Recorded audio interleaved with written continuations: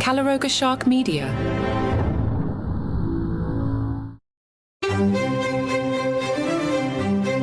Hello and welcome to Palace Intrigue. I am your host, Mark Francis.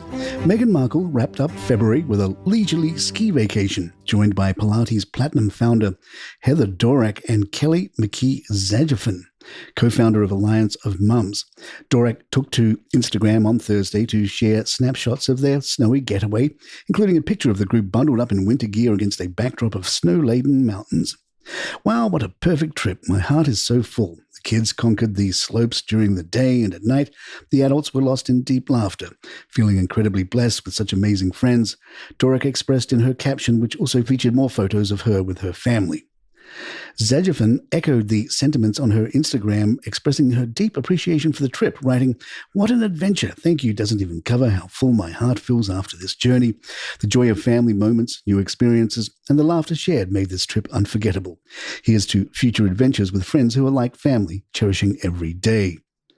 Earlier in February, Meghan also enjoyed some snowy moments in Canada with Prince Harry for the Invictus Games Vancouver Whistlers 2025's 1 year to go celebrations. For this special occasion, Meghan debuted a subtle change in her hair color, thanks to celebrity hair colorist Katie Lee.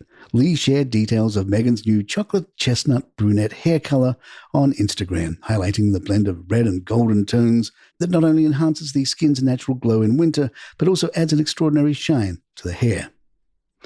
On the eve of Meghan Markle's departure from the hit drama Suits for her royal marriage to Prince Harry, her on-screen father, Wendell Pierce, offered her some heartfelt advice.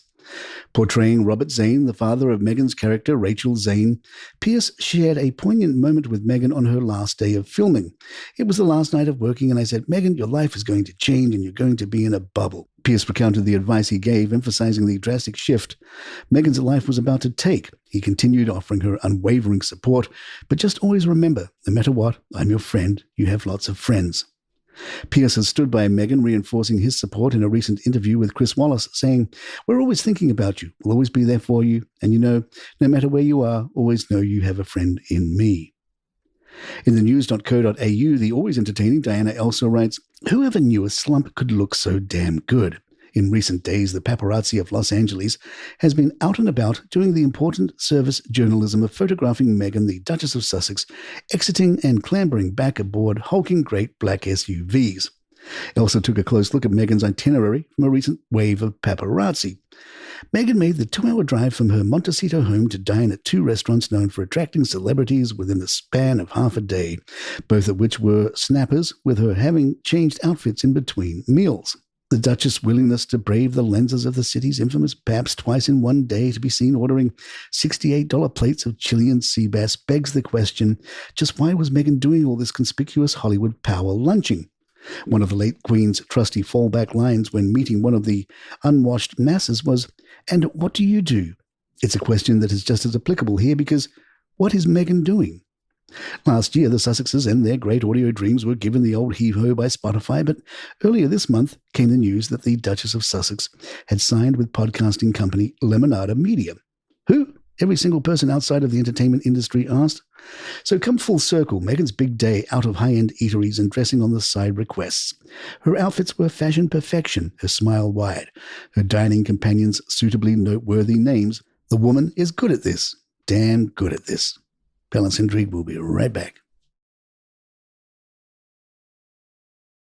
Barney Chandler stands at the precipice of tradition and legend as the newly appointed Raven Master at the Tower of London, a role steeped in the mystique of an ancient prophecy.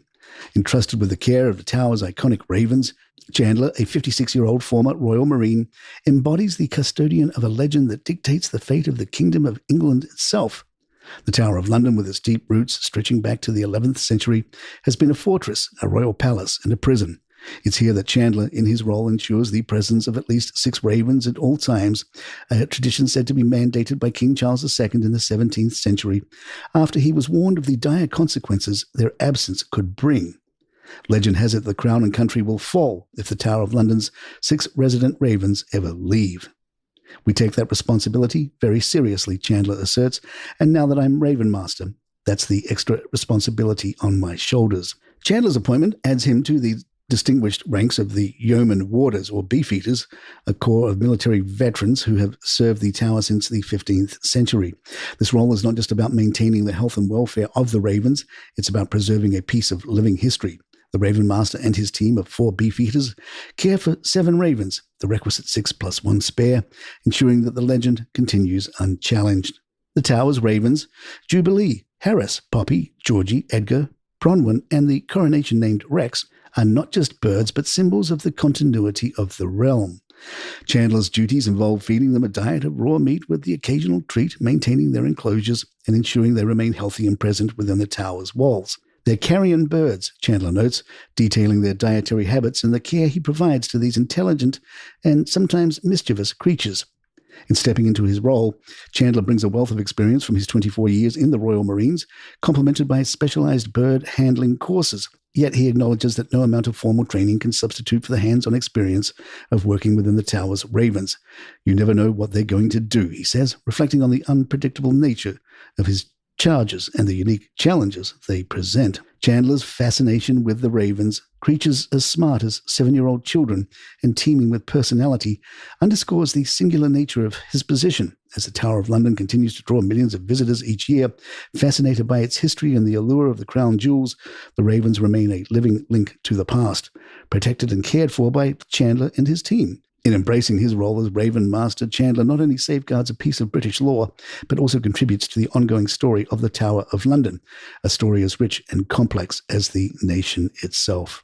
And there you have it. If you'd like to email us, our address is thepalacintrigue@gmail.com. Please follow us on Spotify, Apple, or your app of choice. I'm Mark Francis. My thanks to John McDermott. This is Palace Intrigue, and good times.